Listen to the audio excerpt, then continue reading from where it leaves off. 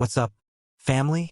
It's your boy Jalen here, and if you're new, welcome to Eerie Narratives, where real people share the moments that still keep them up at night. Turn the lights down, lock your doors, and let's get into it, because this one almost ended before it began. I'm the middle of three brothers, all raised in a quiet neighborhood just outside Atlanta, Georgia. My older brother Kwame made it all the way to Eagle Scout. My little brother Malik bounced out of the troop early. But for some reason my parents never pushed me into scouting. I was always jealous, especially when Mom would take me to watch Kwame at the Pinewood Derby or those big weekend campouts. The campouts hit me hardest. I'd ride along just for the drive, watching the troops set up tents, build fires, and disappear into the Georgia woods for the whole weekend. I wanted that so bad. One summer when I was about 8, I got an idea. Backyard campout. Kwame was down. Our house sat on one of those big, old lots where the yards kind of bleed together with trees and brush instead of fences. We had a huge backyard and a fire pit. Mom and Dad played along. They even let us set up the tent and build a proper fire.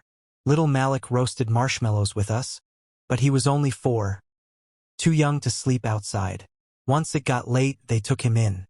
Kwame and I crawled into our sleeping bags with our Game Boys. I was grinding Super Mario Bros. 2 like my life depended on it. Eventually I got tired, zipped the tent shut, and tried to sleep. Couldn't. The sleeping bag felt weird. The ground was hard. Hours seemed to pass before I finally dozed off.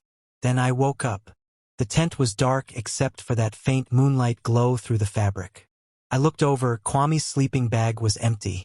Zipper was still closed. I figured he'd gone inside. But being alone suddenly felt terrifying. I unzipped the tent and poked my head out, just a quick check. That's when I saw him, a grown man sitting in one of the folding chairs by the dying fire pit, facing the tent. He didn't move. He didn't speak. He just stared. I gasped, zipped it shut, and dove back into my sleeping bag like it was body armor. My heart was hammering so hard I could hear it in my ears. I wanted to scream for Dad, but I knew that wasn't him. Dad would have said something. Then the chair creaked. A shadow fell across the tent wall, blocking the moonlight. He was right outside. I heard the zipper start to move, slow, deliberate, only a few inches. At the bottom of most tents, there's a tiny gap where the zipper doesn't seal all the way. And I pressed against that gap. Just one wide, white eye staring straight at me. He smiled. I saw the skin around that eye crinkle. I screamed. I kicked backward, knocking tent poles everywhere. Footsteps tore across the grass. Our back porch light flipped on. Dad came charging out, yelling. By the time he reached the fire pit, the man was gone. Police came. They searched the yard and the tree line. I slept in my parents' bed that night, shaking. The neighborhood was supposed to be safe. That feeling died that night. Weeks later, I was at recess at my Catholic school. Concrete yard, chain link fence at the far end. We were playing some tag game and I ran to the fence for safety. A man on the other side leaned in. "Hey," he said casually. "You know how to get to the library from here?" I told him I didn't talk to strangers. He smiled. "Your name's Jalen, right?" My blood turned to ice. I lied and said no. He tilted his head. "You don't remember me, do you?" I ran to the recess monitors. The man vanished. Another kid confirmed he saw him. School called my parents. I went home early. That was the same man. I'm sure of it. Years passed. I moved out at 21 and bought my first house near Savannah. One weekend I was scrolling Facebook Marketplace and found a killer deal. A cream sectional that looked brand new and a Cannondale mountain bike. The seller was easy to work with, almost too easy. He said I could come that same evening. Long summer daylight, perfect. The address was on a secluded stretch of coast. Satellite view showed a massive house on a cliff overlooking the Atlantic. Long private driveway through woods. When I pulled up, an old Mercury sedan sat out front, completely out of place next to a mansion. Yellow post-it on the front door. Doorbell broken. Please use back door. I messaged him that I was there and walked around. Every window had the blinds down. I knocked on the big sliding glass door in back. No answer. I waited. then wandered down to the cliff edge to admire the view while I waited. When I turned around, every single blind in the house was open. Person stood at every window, perfectly still, smiling.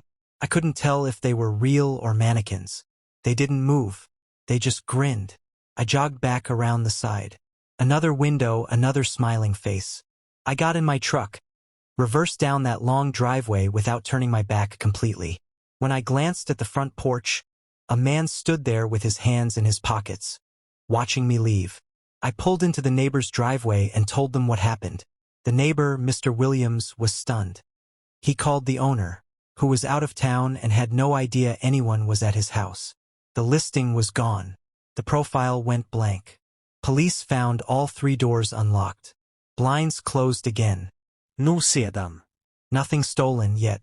I still wonder what they wanted me in that backyard for. Last story. My parents still live in the same house outside Atlanta. They went out of town one weekend, so I threw a small pool party in the backyard. In-ground pool, pool house, woods stretching half a mile behind it. Private as hell. While setting up tables that afternoon, I heard a cough from the tree line. Deep, male, like someone clearing their throat on purpose. Close enough to see me, but I couldn't see them. No movement. No footsteps. Just silence after. I brought my boy Marcus over early for backup. By night, we had 20 people, music, swimming, lights. The woods didn't feel as scary anymore. Party wound down around 1 a.m. I cleaned a little, locked up, and went to bed. Around 2:30, I heard a loud splash. Someone cannonballing into the deep end. Then the sound of swimming. Actual strokes cutting through the water. I crept to the window without turning on my light. Down by the pool, I saw a dark figure climbing out, dripping, moving toward the pool house like he knew exactly where he was going. He stopped under the security light for a second. It was the same man from the tent all those years ago. Older now, but that smile, I'd never forget it. I called the police. They found wet footprints leading into the woods, but he was gone. I don't camp anymore. I don't answer marketplace ads at strange houses.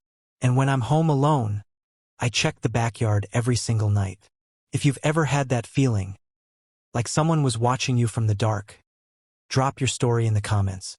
I read every one. If this one made your stomach drop, smash that like button, subscribe to Eerie Narratives, and turn on notifications. We got more where this came from. Stay safe out there, family. Some eyes never stop looking.